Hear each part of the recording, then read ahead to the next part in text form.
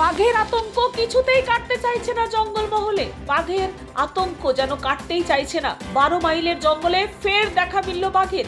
আতঙ্কে কাটা গোটা রানীবাঁধ ব্লক। ফের 12 মাইলের জঙ্গলে দেখা মিলল বাঘের। গতকাল সন্ধ্যের মুখে বাঁকুড়া রানীবাঁধ ব্লকের মহাদেব সিনান গ্রামের অদূরে জঙ্গলে বাঘটিকে দেখতে পান স্থানীয়রা।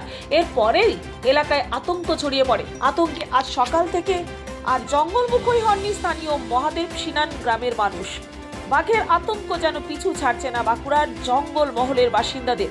গত 4 দিন ধরে বাঁকুড়ার বিভিন্ন জঙ্গলে কার্যত দাপিয়ে বেড়াচ্ছে দক্ষিণ রায়। গতকাল ভোরে রানীবাঁধ ব্লকের 12 মাইলের জঙ্গলে সুতানের কাছে বাঘের দেখা পান স্থানীয় এক ব্যক্তি। সেই ঘটনার পর গতকাল সন্ধ্যায় ফের দেখা মিলে 12 মাইল জঙ্গলের মহাদেব সিনান গ্রামের কাছে।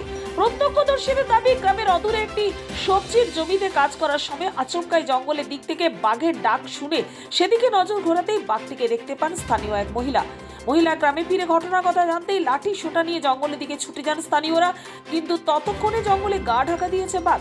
এদিকে গ্রাম লাগোয়া জঙ্গলে মহিলার বাঘ দেখার ঘটনার কথা ছড়িয়ে পড়তে এলাকায় আতঙ্ক ছড়িয়ে পড়ে। ভয়ে আজ আর জঙ্গলমুখী হননি মহাদেব সিনান গ্রামের মানুষ। গ্রামটি চারদিক থেকে জঙ্গলে ঘেরা থাকায় গ্রাম থেকে বাইরে যাতায়াত করার ক্ষেত্রেও রীতিমতো সমস্যায় পড়েছে মানুষ। ভয়ে আছে, ও তো ঘোরাফেরা করে গোটা জঙ্গলটায় হয়ে যায়, ওখানে বলা যাবে না। এই কারণে ভয়, সাবধানে থাকা একটু ভালো। ভয় তো বাঘে তো ভয়েই ওঠে, না ভয় লয়। কি মনে হচ্ছে এখন বলা যাবে না, এখন আগে তো কোনো বাঘের কোনো খবর নাই। হ্যাঁ, কিন্তু এই কয়েকদিনের মধ্যে বাঘ শোনা যাচ্ছে। যে আমার জামাই এসেছিল রায়ডির থেকে, ও বলছে আমাদের দিকেও একটা আছে। রায়ডিতে এই দিকটা সুতান, সে লাংটা পোল বলি আমরা, ওইখানে পেয়েছিল। এই কারণে এটা লাংটা পোল আমাদের কাছাকাছি এরিয়া, তো আমাদের ভয়ে ওঠে, আতঙ্ক লাগছে। জঙ্গল মহলের মানুষ মোটামুটি বাঘের তো আগে শোনা যায় না, যেহেতু আজকে এইদিকে চতুর্দিকে বাঘ শোনা যাচ্ছে, খবর পাওয়া যাচ্ছে। তো রায়পুর থেকে বললো, এখানে পুরুলিয়া গুড়মা পাহাড় বললো, তারপরে আমাদের এইখানটা সুতান এইখানটা বলেছে, কিন্তু আমার চোখে এখনো পড়েনি। কিন্তু বাঘ নিশ্চয়ই এসেছে, কি যেখান থেকে বন দপ্তর ছাড়িয়ে দিয়েছে, তাহলে এত তাড়াতাড়ি এত বাঘ আসার কথা না, সেটা বলতে পারবো না। কিন্তু আজ অবধি কোনো খবর নাই যে অভয়ারণ্য হবে বলে। কিন্তু বাঘের কথা নিয়ে একটু আতঙ্কিত পরিবেশ সৃষ্টি হয়েছে। কি করছিলেন, কি দেখলেন আপনি? কাল্লা বাড়ি কাজ করছিল, কি দেখলেন? শব্দ দিল বাঘ,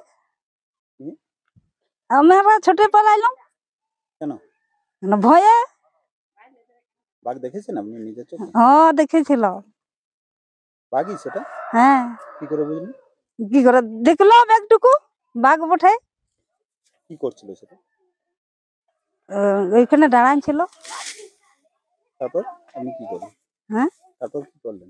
তারপর আমি ঘরে আসলাম, লোক নিয়ে গেলাম। তখন আর দেখতে পান? একটু দেখলাম। কতটা ভয়ে আছেন আপনারা, কতটা আতঙ্ক? আমাদের অনেক ভয়। কেন ভয় করবো না?